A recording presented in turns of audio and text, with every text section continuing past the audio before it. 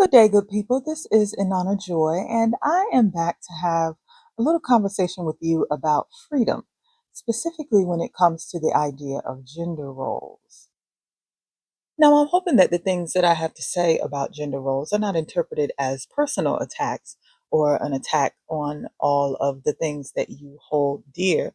If you are someone like me who actually does enjoy some aspects of gender roles and the social ideas that humanity has constructed around gender, I don't think there's anything wrong necessarily with that. What I'm dealing with today is just helping us get a little bit freer from the dogma of gender roles, this heavy handed insistence that everyone on the planet fit into the molds of gender roles, whether those things are interesting or natural for them individually or not.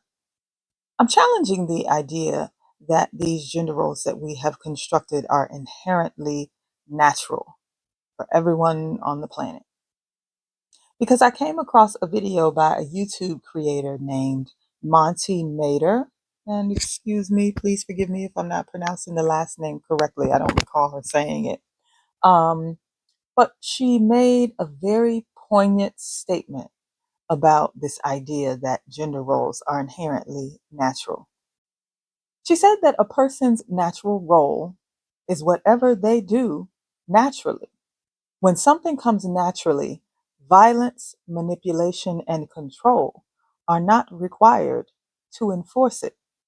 And I have to agree, if these gender roles were natural, if this idea of femininity as inherently, constantly, always soft and frilly, sugar and spice and everything nice, then it wouldn't require dogma, iron fisted social conditioning, demands, and debates where people sit on podcast mics and scream at women to do all of the things that are considered to be feminine, including submitting. None of these tactics are required to maintain a natural state. Now, a person might argue that humanity has drifted so far away from its original natural state that some heavy manipulation is required to get us back to these natural supposed gender roles. But I would say, but if you truly observe nature, you recognize that it really doesn't need our help in returning to its natural state. Observe the way plants grow, the way that animals behave, the way that natural cycles ebb and flow. And you'll see that even in the case of global cataclysm, once we take our hands out of meddling in nature's business, it naturally returns to its natural state. And I believe that that is, to an extent, the case with human beings. These roles were set in place and are reinforced for the sake of creating certain social conditions. And these social conditions benefit a certain handful of people in the society.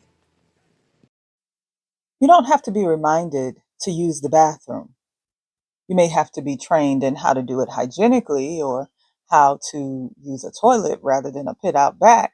But the urge to relieve yourself is natural. It's not something that anybody has to force. You don't have to be told to get sleepy when the body needs rest. It will automatically make you want to sleep. When a woman gets pregnant, she does not have to give instructions to her uterus to grow the baby at various stages and to provide, certain nutrition through the placenta at various times of the day. As long as there aren't any other abnormal influences present, that process will handle itself because it's a natural one. Flowers, leaves, and the roots of trees will grow up through concrete because the imperative to live and survive no matter what is natural. You'd have to force it to stop. You don't have to force it to happen. And no one's managing the rising and setting of the sun. These things don't require our heavy handed intervention because they are natural processes. They are things that naturally occur. So, what am I saying? If you value the idea of femininity and feminine power, you don't need somebody else to tell you what femininity is for you. Our womanhood is not contingent upon social conditioning. If the things that are being sold to us as ultimate femininity don't fit your personality and your natural interests or inclinations, then you are not any less feminine. Whatever comes naturally for you is what constitutes that plethora of feminine goddess qualities that you embody. Let's take, for example, the kind of work that a person does for a living. From the time that I was a child, around 8 years old, there was no career path that I dreamed of at all, besides one where I would have the opportunity to build bridges and big, beautiful homes that people could inhabit for most of their lives. I didn't even really know what it was called. All I knew was that after I watched my Saturday morning cartoons and did my baby doll's hair, before I rallied all my friends together so that we could steal wood from the warehouse yard across the street and try to make furniture like we see Bob Vila make on TV, I was watching Bob Vila make those tables and all of those beautiful cabinets and all of the things that he used to make on Bob Vila Home Again. Anybody out there used to watch that?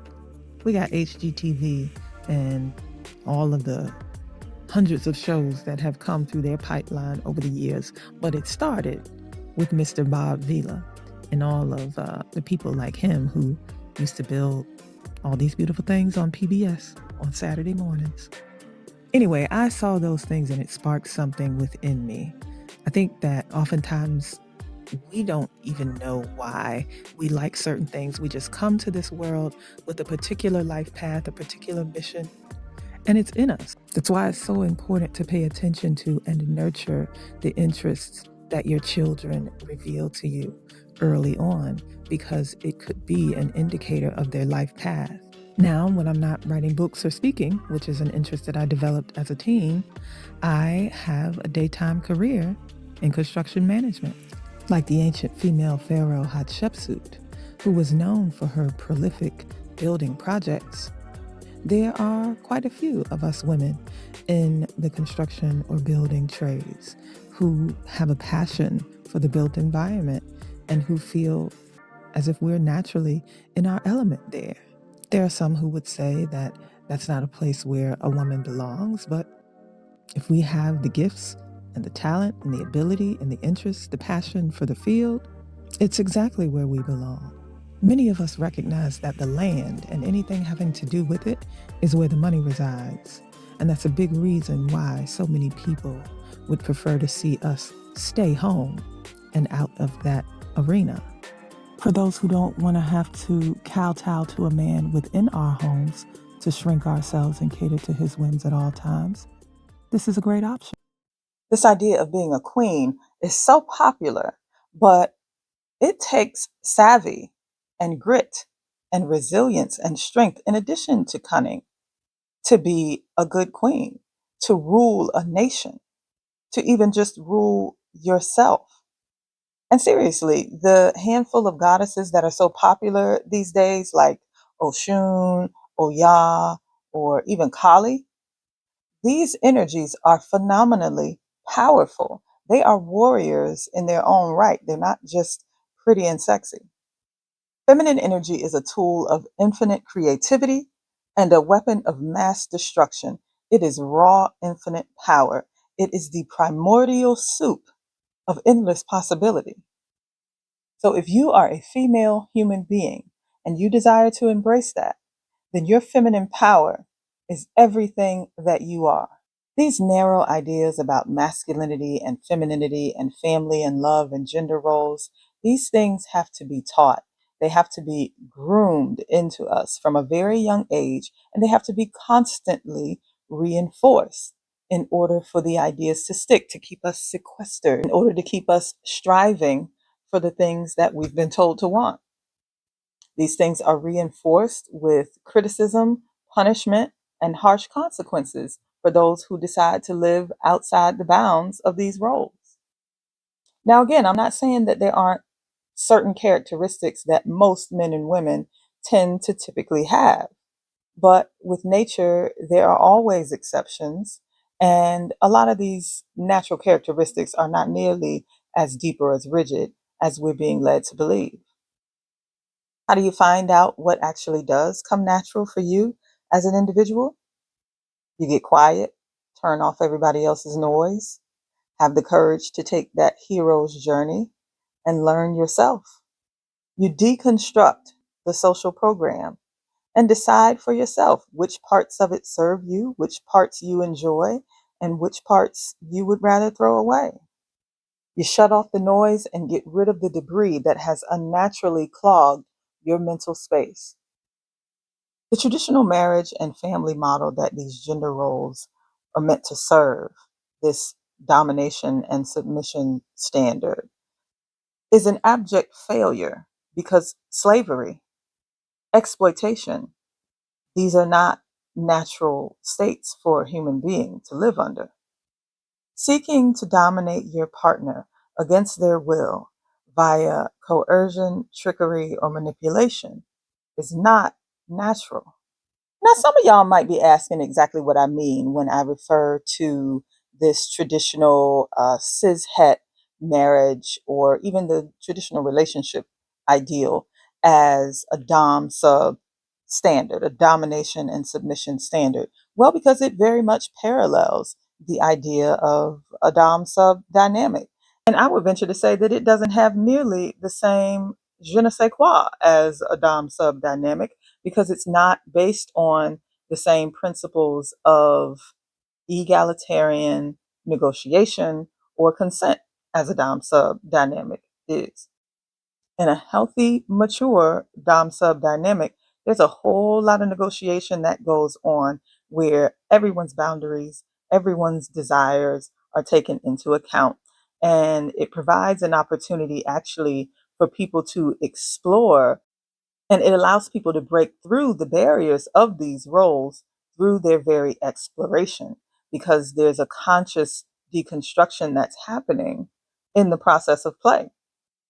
However, when it comes to the traditional marriage or cis-het relationship model that we've inherited, you might think that you're negotiating. You might think that you're agreeing to the parameters of what that relationship is, but many of you aren't.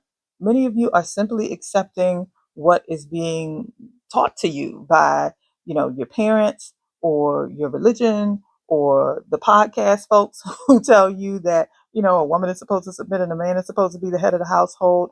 And if that works for you, that's fine, but it doesn't have to work for all the 8 billion plus people on the planet. This domination and submission standard is a model wherein there is no true initial negotiation, no discussion of boundaries, no real examination of what truly comes natural for the individuals who are being forced into these roles. We are simply told that this is what we are supposed to be and do because this is what is supposed to come naturally for us. Well, I've already explained plenty in plenty detail to you what it means when something actually comes naturally and when it does not. Now, that's my personal opinion. That's my take on it. You can decide for yourself. If you would like to get back to what is natural, to reclaim not just your masculinity or your femininity or some paltry idea of love and marriage simply so that you can fit in, I suggest you embrace your humanity. Reclaim who you are as an individual and be willing to honor you in your natural state. Just own you. This is Inanna Joy, sharing a few of the things that I've learned and some things that I'm still learning with you. Thanks for jumping in the joy well with me, where we examine what it means to grow and to live and love through life's joy, pain, sunshine, or rain. In the joy well, you will follow your bliss to your purpose. You will align with your joy and live well. See you soon.